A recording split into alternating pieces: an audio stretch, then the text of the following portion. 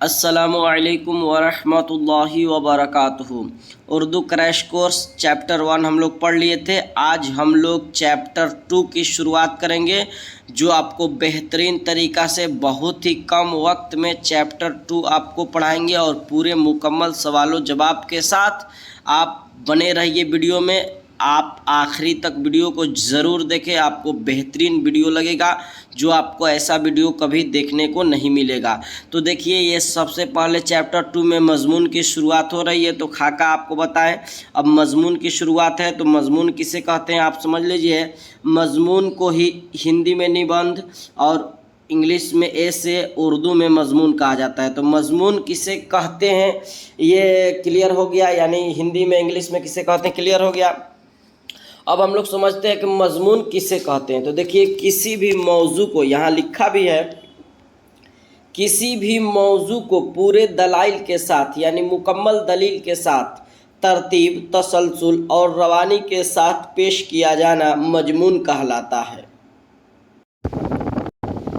यानी मज़मून किसे कहते हैं तो आप समझ गए कि कोई भी एक उसमें मौजू होगा, एक ख़ास मौजू होगा, जिस पर क्या होगा, उस पर लिखा जाएगा, उस पर सीधे एक बहस होगी।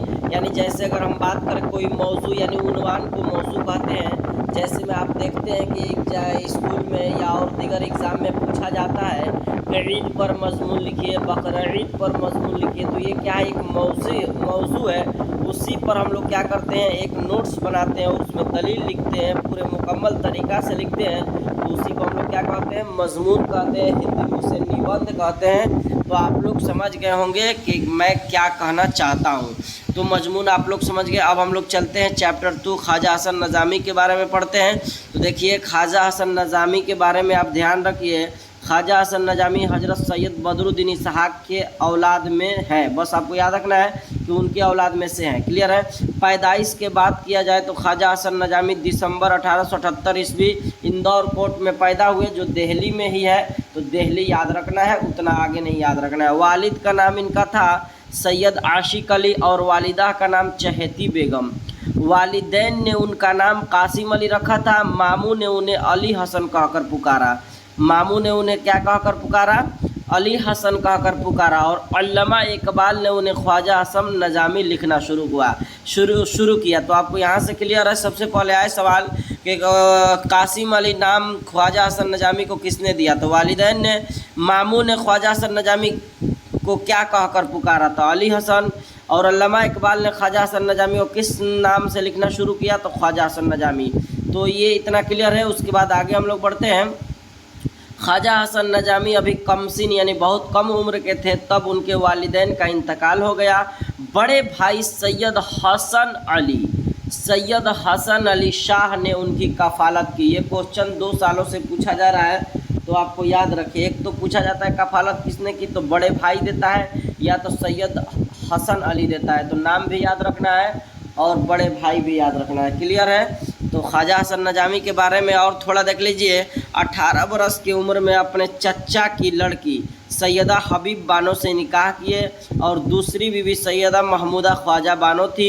200 से ज़्यादा इन्होंने किताबें लिखे हैं, और जिसमें आपको अहम किताब पूछता है, बार बार याद रखना है, नज़ामी बंसूरी और सिपारह दिल। ये 2 कभी कभी पूछता है डायरेक्ट। तो 2 ख्वाजा हसन नज़ामी किताब लिखे, तो आप लिख देंगे एक नज़ामी, न से नज़ामी या न से ख्वाजा हसन नज़ामी का नाम भी है तो याद भी रहेगा, और सिपारह दिल। और 31 जुलाई 1955 ईस्वी को इनका इंतकाल हो गया। 1955 ईस्वी को इनका इंतकाल हो गया। तो ख्वाजा हसन नज़ामी के बारे में आपको बेहतरीन तरीक़ा से क्लियर हो गया होगा। अब हम लोग चलते हैं मिट्टी के तेल की तरफ। तो आप मिट्टी का तेल आप पूरे ध्यान से देखिए और समझिए। सबसे पहले ये मिट्टी का तेल जो है, यहाँ मिट्टी का तेल क्या है, तो यह एक ज़मीन से निकलने वाली बदबूदार, चिकना बदबूदार क्या है, पानी है।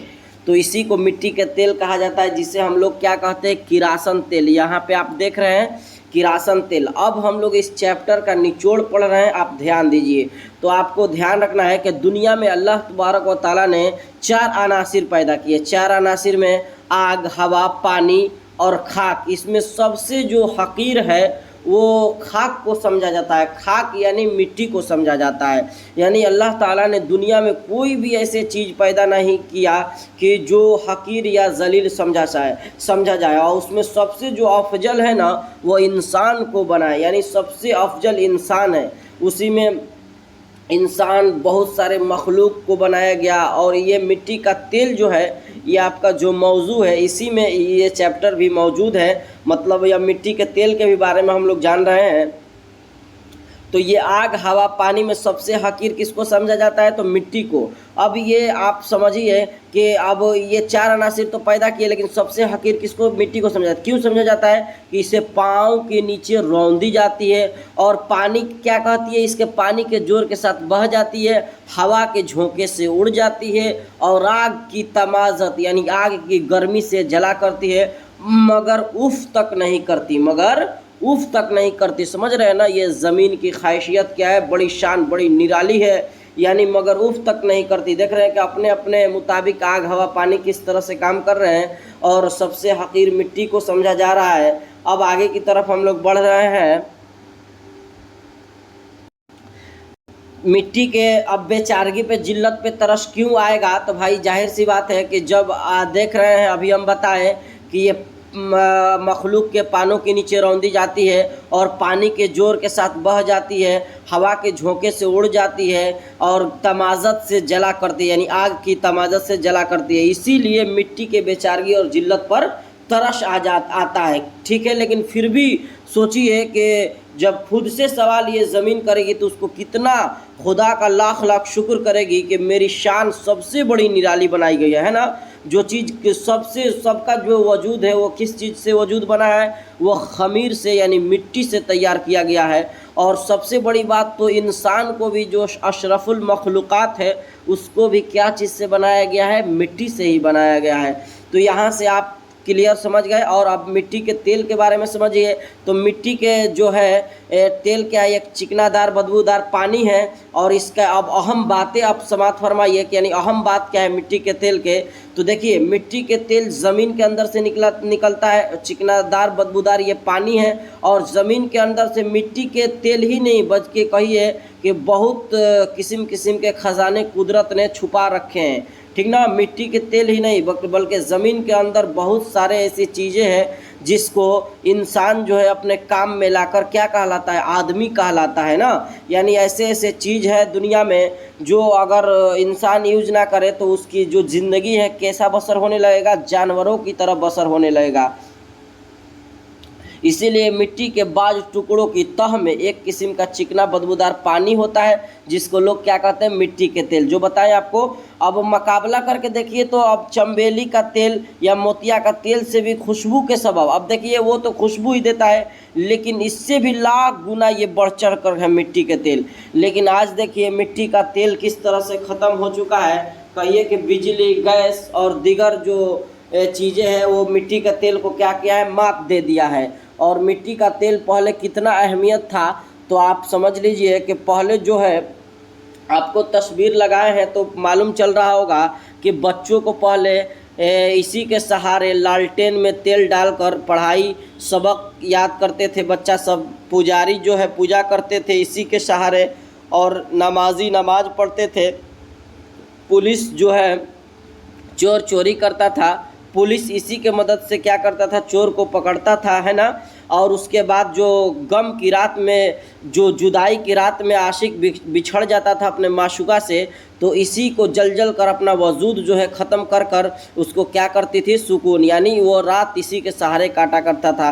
देख पा रहे हैं आप? इस तरह से आप समझ गए, समझ रहे होंगे फिगर को। यानी जब पता चला कि रोशनी में ही नमाजी नमाज पढ़ते हैं, पुजारी पूजा करते हैं, वाज़ और कथाएँ के जलसे होते हैं, यही वो तेल है कि जो चोर को चोरी में मदद देता है और पुलिस को चोर को पकड़ने में लालटेन दिखाता है, मगर रात में, जुदाई की रात में जो मुअन्नस व गमगुसार के पास ना हो तो मिट्टी का तेल ही जल जल कर अपना वजूद फना कर देता है और इंसान के शरीके गम बनकर बासे तसल्ली देता है। यानी इंसान के शरीके गम कैसे बनता है? तो उसके जल जल कर उसको अपना वक्त देता है। और एक बात आप याद रखिए कि एक ताजिर है जिसका नाम रॉकफेलर है, वो अमेरिका का ताजिर है और वो मिट्टी के तेल के तिजारत करते करते क्या बन जाता है, दौलतमंद बन जाता है। वो एक ताजिर है जो अमेरिका का है, वो धीरे धीरे दौलतमंद बन जाता है। तो ये मुख्तसर में चैप्टर आपको समझाने की कोशिश किए हैं ताकि आप लोग समझ जाइए। तो ये बताएं भी कि 4 अनासिर दुनिया में अल्लाह तबारक व तआला पैदा किया, आग, हवा, पानी और खाक। सबसे हकीर किसको समझा जाता है, तो खाक को समझा जाता है। उसके बाद हम लोग पढ़े कि रॉकफेलर जो था एक अमेरिका का ताजिर है जो मिट्टी के तेल की तिजारत करते करते वो दौलतमंद बन गया। चलिए अब हम लोग सवाल की ओर बढ़ते हैं। तो पहला सवाल आपके सामने है, क्या सवाल है, आग, हवा, पानी और खाक में सबसे कमतर किसको समझा जाता है, तो मिट्टी हो जाएगा ना, यानी खाक को समझा जाता है। मिट्टी के साथ दुनिया कैसी सलूक करती है, तो पानों के नीचे रौंदती है। चंबेली और मोतिया का तेल से भी हम मिट्टी का तेल है, कैसे, तो आपने देखा कि चंबेली और मोतिया का तेल तो लोग सिर्फ सर को ही चढ़ाते हैं, लेकिन इसको क्या है बहुत दिगर कामों में लाते हैं। देखिए इसका सवाल का जवाब लाइन से यहाँ देख लीजिए तो समझ जाइएगा। ये 4 अनासिर में सबसे कमतर मिट्टी को समझा जाता है। दुनिया की मखलूक मिट्टी को पानों से रौंदती है। तीसरा इस तरह से लिखिएगा, क्योंकि मिट्टी के तेल से दुनिया के दम में उजाला है। मिट्टी के तेल की बदबू की वजह से, यानी लोग नाक भूं क्यों चढ़ाते हैं, तो उसकी बदबू की वजह से, उसकी अफादियत और ज़रूरत के लिहाज से। ये तमाम तेलों से क्यों बढ़ चढ़ कर है, तो अपनी ज़रूरत और अफादियत के लिहाज से। अब मिट्टी के बेचारगी और जिल्लत पर क्यों तरस आता है, नहीं ये सवाल नहीं होगा। सवाल नंबर 6 जो है वो मिट्टी के बेचारगी और मिट्टी के ताल्लुक बिल्कुल बेगर्ज और बेताल्लुक है, कैसे, तो अपनी सुलह पॉलिसी की वजह से। क्योंकि मिट्टी का तेल जो है वो आप नमाज पढ़ रहे, अब आप मिट्टी के तेल के सहारे नमाज पढ़िए या कोई और काम कीजिए, शराब पीजिए, तो ये मिट्टी का तेल का क्या कसूर है, तो अपने सुलह के पॉलिसी की वजह से बिल्कुल बेगर्ज और बेताल्लुक है। क्लियर है। तो ये सवाल नंबर आपको 6 तक तो क्लियर हो गया होगा। पीडीएफ में भी मौजूद है, अगर आप पीडीएफ लेना चाहते हैं तो डिस्क्रिप्शन में मौजूद है, वहाँ नंबर पे आप मैसेज कीजिएगा तो आपको पीडीएफ भी फ्री में प्रोवाइड किया जाएगा। तो चलिए आप पहला सवाल देखते हैं। मुख्तसर गुफ्तगू में मिट्टी की बेचारगी और ज़िल्लत पर तरस क्यों आता है, तो आप आसानी से लिखिएगा, मिट्टी की बेचारगी और ज़िल्लत पर तरस इसलिए आता है कि खुदाए ताला ने दुनिया में 4 अनासिर पैदा किए जो आपको बताएं, आग, हवा, पानी और खाक। इन चारों में सबसे ज़्यादा हकीर मिट्टी है जो तमाम मखलूक के पाँव के तले रौंदी जाती है, पानी के साथ बह जाती है, हवा के झोंके से उड़ जाती है, आग की गर्मी से जलती है मगर उफ तक नहीं कहती है। इसी बेचारगी और ज़िल्लत पर इसको क्या आता है, तरस आता है। क्लियर है। सवाल नंबर 2 देखते हैं।